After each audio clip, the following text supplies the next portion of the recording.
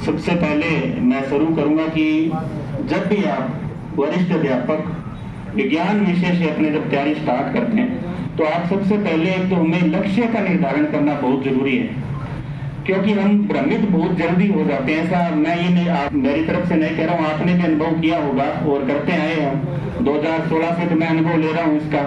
16 में मेरी बीएड हुई थी, उसके बाद से लगातार इससे जुड़ा हूँ, इस क्षेत्र से। तो उससे सबसे बड़ी चीज ये है कि हम इस चीज पर मतलब एक तरह से रेगुलरिटी या नियमित नहीं रह पाते हैं। आपने जिस तरह इसको एक ऐसे हम कह सकते हैं कि मौसमी पढ़ाई करते हैं इसके लिए, और ये एक तरह से आप इसको हल्के में ना लें। कई बार हम सोच लेते हैं कि ग्रेड सेकेंड ही जो है हो जाएगा।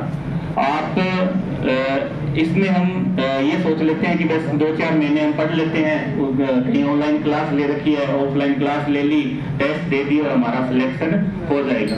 बहुत सी छोटी छोटी चीजें हैं जो कहीं ना कहीं आपको इस परीक्षा के ज्ञान से ज्यादा महत्वपूर्ण मैं उनको कहूँगा कि आपको पढ़ने की तुलना में उन चीजों का बहुत आपको स्ट्रिक्टली ध्यान रखना चाहिए कि इस परीक्षा के वो महत्वपूर्ण बिंदुओं पर मैं आपके सामने अपने विचार रखूंगा कि वो चीजें कहीं ना कहीं आपकी पढ़ाई से ज्यादा महत्वपूर्ण है। कैसे? जैसे आपने अभी तैयारी स्टार्ट कर रखी है, वरिष्ठ अध्यापक का पेपर है, बीच में देखो रीट की वैकेंसी भी आई हुई है, तो हम ये सोच लेते हैं कि चलो 2 महीने अपने रीट का पढ़ लेते हैं, 2 महीने के बाद अपने वरिष्ठ अध्यापक की तैयारी शुरू कर देंगे। ऐसा लगभग के साथ है और हो चुका है। और ये अब मैं आपको कब का बताऊं, ये सारी बातें मैं आपको ऑथेंटिक बता रहा हूँ, ये नहीं कि मैं फेंक नहीं रहा हूँ, सीधी सी बात बता रहा हूँ कि अभी जैसा रीट पात्रता की घोषणा हुई उसके बाद से आपने अनुभव किया होगा, आशीष जी ने, हमने भी देखा है कि क्लासरूम में लगभग 50% बच्चे तो पहले छोड़ चुके हैं, गेम क्विट कर चुके हैं वैकेंसी पहले। ये तो शुक्र गुजार है आरपीएससी का कि उसने डेट दे दी। यदि डेट आपके सामने नहीं होती तो लगभग सारे रीट की तरफ चले जाते।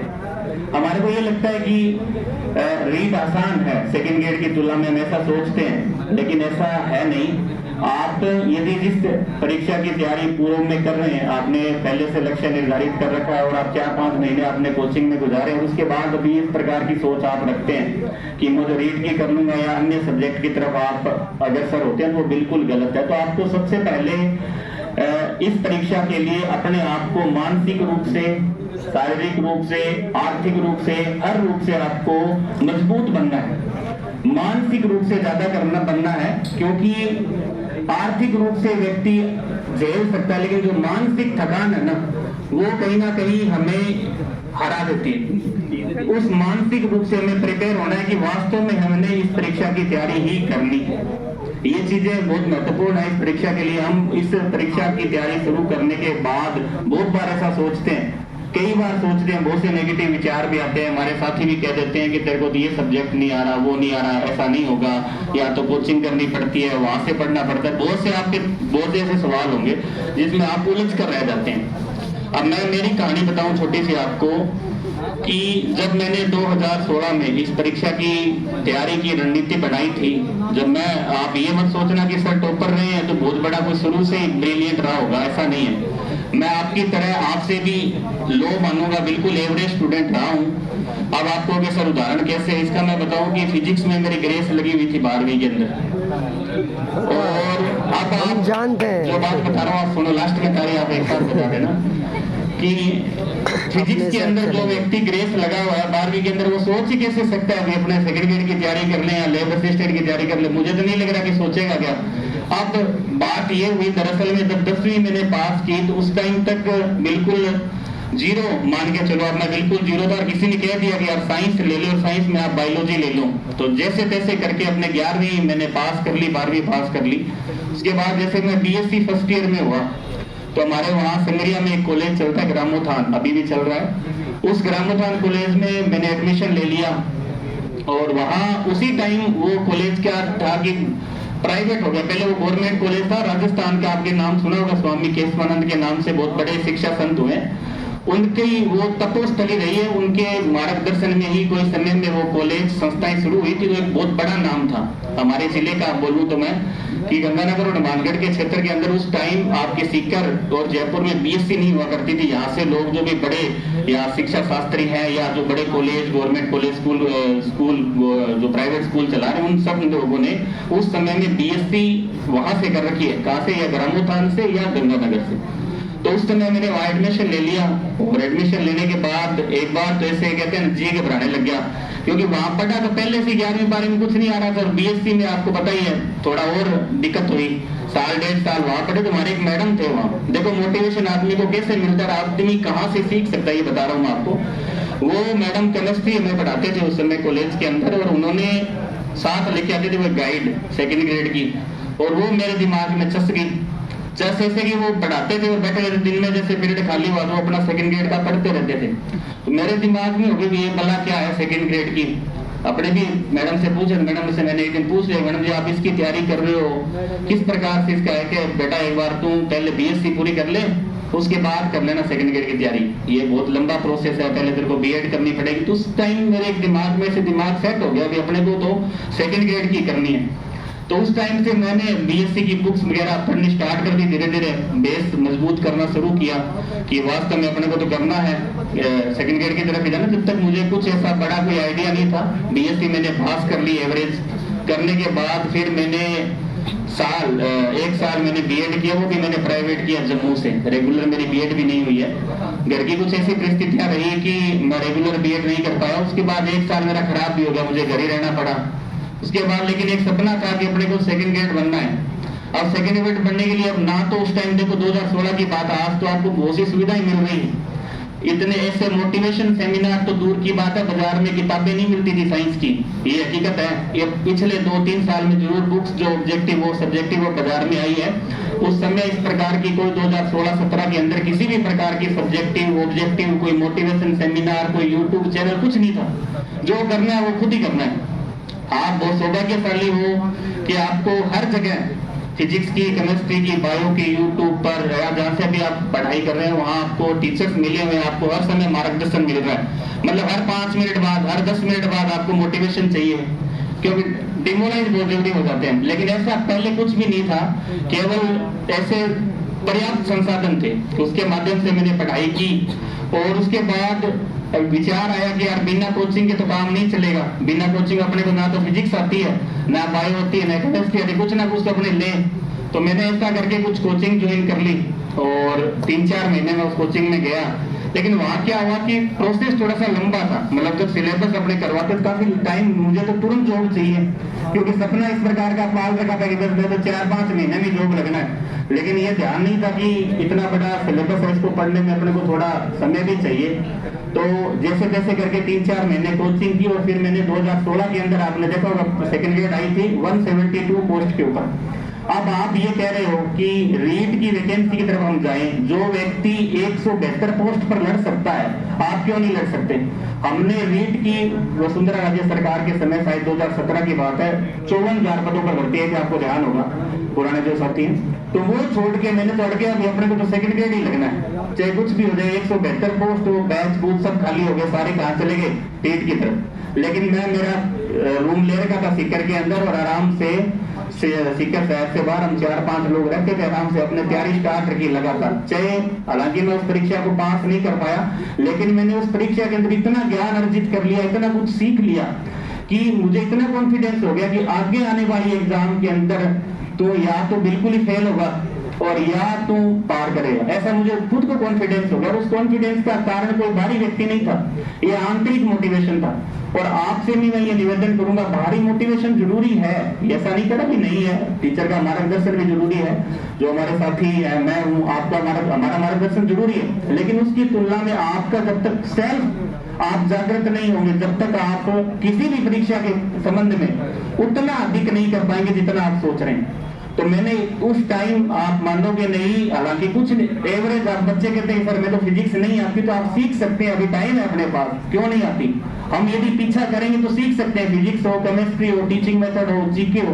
अब जीके का बैकग्राउंड भी हमारा मजबूत नहीं है इतना, नहीं हम कैसे करें। लेकिन यदि आपके अंदर सेल्फ मोटिवेशन है और आपको इतनी सुविधाएं मिल रही हैं, सर नोट्स करवा रहे हैं, फिजिक्स के आशीष जी हैं जैसे करवा रहे हैं, आपको पूरा बढ़िया तरीके से फिजिक्स करवा रहे हैं, मेरे को नहीं लगता कि इससे बाहर कुछ आपको पढ़ने की आवश्यकता है। उत्कर्ष की फैकल्टी है, अच्छा फिजिक्स आपको बहुत शानदार फिजिक्स करवा रहे हैं। फिर भी हम क्या है कि चाहे आपके अन्य सब्जेक्ट के टीचर्स भी हैं, लेकिन हम क्या है उसमें भी रास्ते ढूंढते हैं कि नहीं यार सर का तो अच्छा नहीं है, अपने बुक दूसरे ले आएंगे। हम विश्वास नहीं करते किसी व्यक्ति के ऊपर।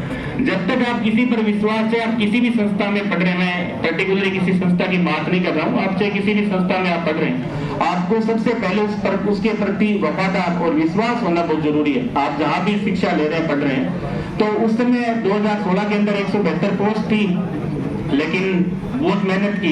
जब मेहनत करने के बाद रिजल्ट आया, रिजल्ट से पहले के दौरान जैसे 280 के नंबर था, 283 नंबर मेरिट गई थी, उसकी कोई बड़ी मेरिट नहीं थी, लेकिन पेपर बिल्कुल एवरेज आया होता, इजी पेपर था बिल्कुल। और मेरे दिमाग में वो एलन के मॉड्यूल घुसे हुए थे, मैंने तो वो रट रखे थे ढंग से, लेकिन वो पेपर बिल्कुल एनसीईआरटी बेस्ड आया, थोड़ा सा इसे हटपटा नहीं पेपर तो अपने पहली बार व्यक्ति उस टाइम क्या टेस्ट सीरीज वगैरह थी नहीं, अब पता नहीं था, जो पढ़ा वो खुद नहीं पढ़ा और खुद नहीं सारा कुछ किया, तो वो चीजें कई बार हम कंफ्यूज हो जाते हैं। ये चीजें उस समय तो नहीं था, हमारे पास मौका है, हम उस समय हमारे पास इतने पर्याप्त संसाधन नहीं थे, बताने वाला वे नहीं था, कोचिंग भी की उन्होंने भी अपना सिलेबस कराया और चल दिए।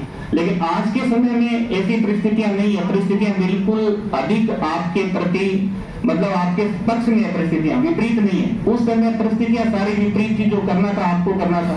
अब तो आपको मार्गदर्शन पैर पर मार्गदर्शन है। आप यूट्यूब चैनल को दुनिया लोग मेरे जैसे कितने भी व्यक्ति जो सिलेक्ट हुए हैं, पढ़ा रहे हैं, यूट्यूब पर भी पढ़ा रहे हैं, मार्गदर्शन भी है, तो अपने कर सकते हैं। लेकिन उस समय ऐसा नहीं था। उन परिस्थितियों में मैंने साइंस जैसे सब्जेक्ट से खुद सारा मैनेज करके और उस परीक्षा को दिया, लेकिन फेल हो गया उस परीक्षा के अंदर। 1-2 महीने तो ऐसा लगा यार 20 घंटे पढ़ने, 18 घंटे पढ़ने के बाद अपने इस परीक्षा को पास नहीं कर पाए तो अपने को पढ़ना मतलब नहीं है कोई। लेकिन दिल इस बात से ठान में रखा गया, सीट कम थी, चलो अगली बार और मेहनत कर लेते हैं। कहीं ना कहीं ये जैसे अभी संस्कृत शिक्षा विभाग का पेपर हुआ, तो आप इस बात को ऐसे ले सकते हैं कि 47 सीटें, चलो नहीं और कोई बात, अगली बार हो जाएगा। आप यदि पॉजिटिव लेंगे तो होगा, लेकिन आप यदि उसको नेगेटिव ले लेंगे, वजन अपने ऊपर भार रखेंगे, यार होना तो है नहीं, इसलिए कुछ नहीं हुआ, चल छोड़ो, अपने रेट की तरफ करते हैं। ऐसी परिस्थितियां यदि आप देखो उस समय से, तो मैं ये मानूंगा कि ऐसी विपरीत परिस्थितियां आपके सामने है नहीं। जितना आपने सोच रखा है, माहौल बना रखा है, ऐसा उसकी तुलना में बहुत आपके प्रति सकारात्मक परिस्थितियां हैं। यदि आप मेहनत करें तो निश्चित रूप से इस परीक्षा में आराम से सफल हो सकते हैं। लेकिन पहली शर्त ये है कि हमें लगा रहना पड़ेगा, छोड़ना नहीं। ये नहीं है कि सर ने आपने थोड़ा सा 1-2 महीने तैयारी की, कुछ समझ में नहीं आया, छोड़ दिए थे, आप पीछे लग जाओगे इस परीक्षा के, तो आप आराम से इस परीक्षा के अंदर बहुत अच्छे मार्क्स के द्वारा सफल हो सकते हैं। इस मामले में आप बिल्कुल ये ना सोचे कि हम इसमें हमें कोई और अतिरिक्त, जो जिस तरीके से आप जहां से भी पढ़ रहे हैं, आपको बस विश्वास कायम रखना है और अपनी जो पढ़ाई है उसको रेगुलर रखना है। उसके बाद 2018 का परीक्षा हुई,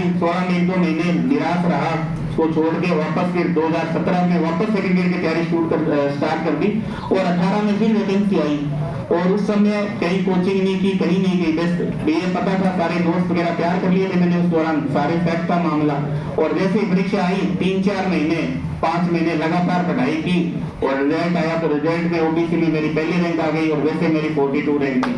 और जब ऐसा लगा मेरे को कि अपने यदि किसी के बारे में सोचें, कोई भी परीक्षा के बारे में, हालांकि देखो मैंने छोटी सोच रखी, मुझे उस टाइम आरएएस आईएएस के बारे में सोचना चाहिए था, लेकिन जब अपने को जॉब मिल जाती है, आपको भी ध्यान रखना है कि आप रुके नहीं, ये ना सोचे कि अपने सेकंड ग्रेड लग गए तो अपने यहीं बस छोड़ दें।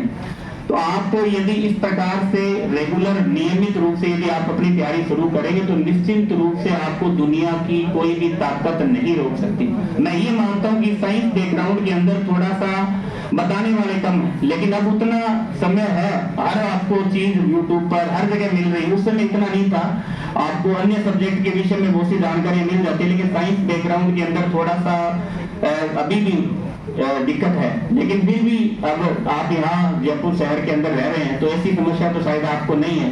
अब ये बड़ी अलग बात है कि आप खुद मेहनत ना करें, वो अलग बात है, लेकिन टीचर्स बराबर आपके साथ मेहनत कर रहे हैं, सुबह से लेकर शाम तक क्लासें लेते हैं, आपको न्यूमेरिकल जैसे फिजिक्स के आशीष जी हैं, बढ़िया आपको करवा रहे हैं। अब आप खुद नहीं कर रहे हैं तो देखो उसके विषय में तो अपने कुछ भी नहीं कर सकते, मैं भी नहीं कर सकता, आशीष जी भी नहीं कर सकते, और दुनिया का कोई भी बड़ा मोटिवेटर भी आपको मोटिवेट नहीं कर सकता।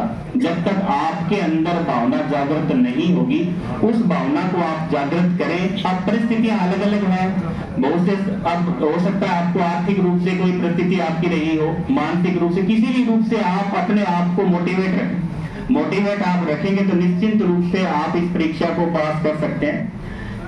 इसके लिए थोड़ा हमें टाइम टेबल, एक समय प्रबंधन बहुत जरूरी है। मैनेजमेंट आपका जो है, समय का मैनेजमेंट बहुत जरूरी है। जैसे आप क्लास ज्वाइन कर रखी है, बहुत से ऐसे साथी हैं जो क्लास के साथ पढ़ रहे हैं, ऑनलाइन कोर्स ले रखा है, किसी ने ऑफलाइन कोर्स ले रखा है, तो आप इस प्रकार से अपने समय को मैनेजमेंट करें, समय प्रबंधन करें कि हम क्लास के बाद भी हमारा जो घर का समय है उसको हम ज्यादा से ज्यादा सेल्फ स्टडी के रूप में कैसे परिवर्तित करें।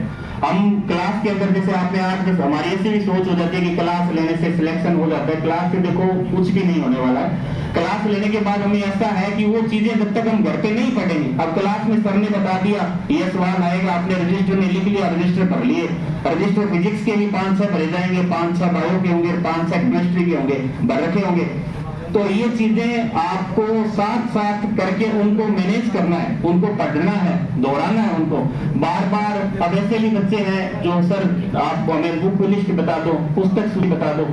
अब पुस्तक सूची क्या बताएं आपको, जब सबसे पहले आपके जो नोट्स हैं उससे बड़ी पुस्तक सूची कुछ भी नहीं कहूंगा मैं, उसको आप बार बार पढ़ें। वो सारी चीजें पढ़ने के बाद आप राजस्थान बोर्ड और एनसीईआरटी की पुस्तकें मैंने सबको बता रखी है, हमेशा बताता हूँ, चाहे आप एनसीईआरटी पढ़ें तो भी बेस्ट है, राजस्थान बोर्ड पढ़ें तो भी बेस्ट है।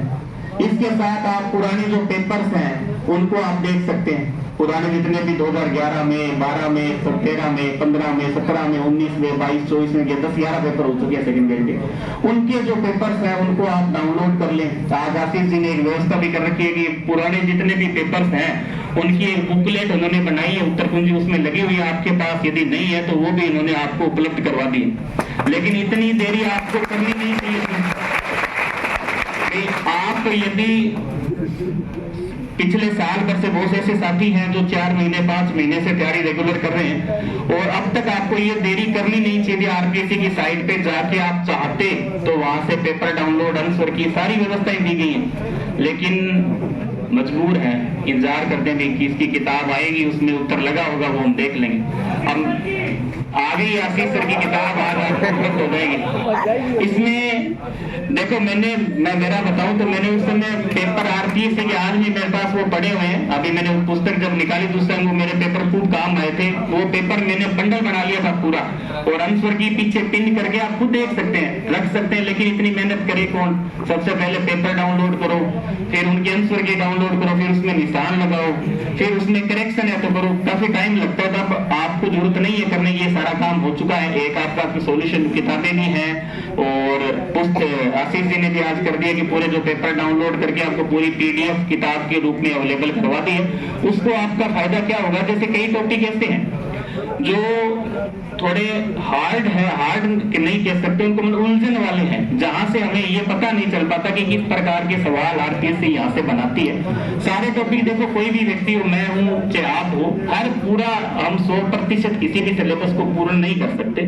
हम ये सोचे कि उस सिलेबस का जो लगभग 60 से 65% हिस्सा है उसको हम अच्छे से कवर कर लें, बचा हुआ जो 30-35% हिस्सा है उसको हम एवरेज भी कर लें तो हम सिलेक्शन पा सकते हैं। हमें 100% करने की आवश्यकता नहीं है। अब मैं ये बात तो नहीं बोलूंगा आज की आप फिजिक्स छोड़ दो, क्योंकि फिजिक्स के साथ ही साथ बैठे सीधा प्रहार है उनके ऊपर। तो आप देखो, मजाक नहीं कर रहा हूँ, देखो फिजिक्स सब्जेक्ट यदि पूरा नहीं है, लेकिन उसका कारण बताओ आपको क्या है, हम क्यों छोड़ना चाहते हैं, क्यों मैंने छोड़ा, क्यों आप ये सोचते हैं? क्योंकि हमने देखो 11वीं 12वीं के अंदर फिजिक्स पढ़ी थी जैसे तैसे करके, उसका कारण बता रहा हूँ आपको कि उसके बाद हमने बीएससी 3 साल हमने कोई फिजिक्स नहीं पढ़ी, उसके बाद हमने बीएड की है 2 साल की, किसी की 1 साल की फिजिक्स नहीं पढ़ी। बहुत से साथी ऐसे जिन्होंने एमएससी भी कर रखी, तो लगभग 5 से 6 साल का गैप उसके बीच आ गया। तो उन चीजों को अब आप कहोगे सर फिजिक्स, मैं तो ये कहूंगा कि आपने बायो बीएससी कर रखी है, बायो पढ़ी है सबने, 11वीं 12वीं में पढ़ी है, तो मैं तो लगभग 90% बच्चे तो ऐसे हैं कि जो बायो में भी पूछते हैं कि सर हम बायो कहाँ से पढ़े, तो मैं उनको कैसे कहूंगी आप फिजिक्स कहाँ से पढ़े? ये है कि नहीं है? ऐसा है, लेकिन ऐसा जरूरी नहीं है कि आप, यदि आपको कोई अच्छा गाइडेंस मिल रहा है, आपको वो सवाल करवा रहे हैं, नोट्स बनवा रहे हैं, तो आप इस सब्जेक्ट को कर सकते हैं।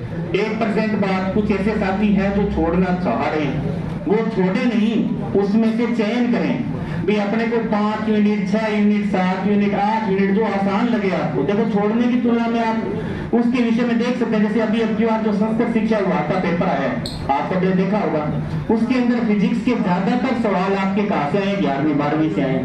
कुछ एक सवाल गलती से किया और थ्योरेटिकल भी उसने डाले, हालांकि ऐसी गलती एग्जामिनर करता नहीं है, अब की बार की है कि थ्योरेटिकल सवाल बहुत कम पूछते, न्यूमेरिकल आते हैं, लेकिन न्यूमेरिकल जो थे वो आप, यदि आपकी कॉपी नोट्स यदि आपके पास है तो लगभग सीधे प्रश्न थे, आप कर सकते हैं उन प्रश्नों को। तो आप छोड़ने की तुलना में इस विषय के ऊपर मैंने भी एक अध्ययन किया है पिछले 4-5 साल में कि आप छोड़ने का पता नुकसान क्या है, सबसे बड़ा नुकसान क्या छोड़ने का? वैसे कोई दिक्कत नहीं है, सिलेक्शन होता है, लेकिन नुकसान सबसे बड़ा ये है कि हमारे दिमाग में कहीं ना कहीं 8 महीने जैसे आप तैयारी करो तो एक दिमाग में चलेगा हमेशा कि यार एक सब्जेक्ट छोड़ रखा है, सिलेबस कैसे होगा? हमेशा आपके दिमाग में कहीं ना कहीं ये दिमाग में बात आपके क्लिक करेगी, हमेशा डेली सुबह शाम अलार्म बजेगा आपके दिमाग में कि यार ये तो गलत है, फिर आप कभी उठाओगे, कभी छोड़ोगे, कभी उठाओगे, कभी छोड़ोगे। तो इससे अच्छा है आप पहले से चयनित कर लें, 5 यूनिट आप उनको देख लें, तो आपको 5, 7, 10, 12 जो यूनिट आपको अच्छी लग रही है, आपकी उसके ऊपर कमांड है, आपकी उसके पास, आपके पास उनके नोट पर्याप्त है, तो आप उन यूनिट का चयन करके आराम से कर सकते हैं। क्या दिक्कत है भाई? छोड़ने से अच्छा है कि आप 5-6 यूनिट कर रहे हैं, सवाल आए ना आए, लेकिन आपके दिमाग तो कम से कम पॉजिटिव रहेगा, आप पेपर की तैयारी तो रेगुलर कर पाएंगे।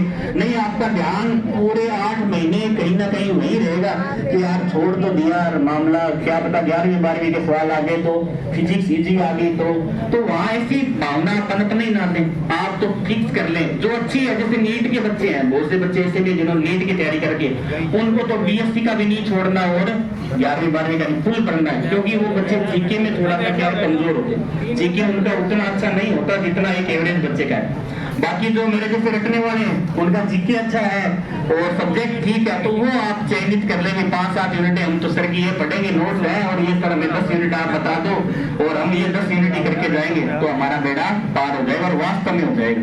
ये कोई बड़ी बात नहीं है कि आपका नहीं, निश्चित रूप से आप जिस जगह बैठे हैं, मैं उस जगह बैठा हुआ हूँ, 3-4 साल बैठा हूँ, लेकिन बैठने से सिलेक्शन नहीं होगा। आप इस बात को बिल्कुल दिमाग, देखो मैं तो सीधी स्पष्ट बात करने वाला आदमी हूँ, कोई लाग लपट वाली बात मैं करता नहीं हूँ। आपको मैं कह दूंगी आपका बैठे बैठे से हो जाएगा, नोट्स पढ़ने से हो जाएगा, केवल आप एक बार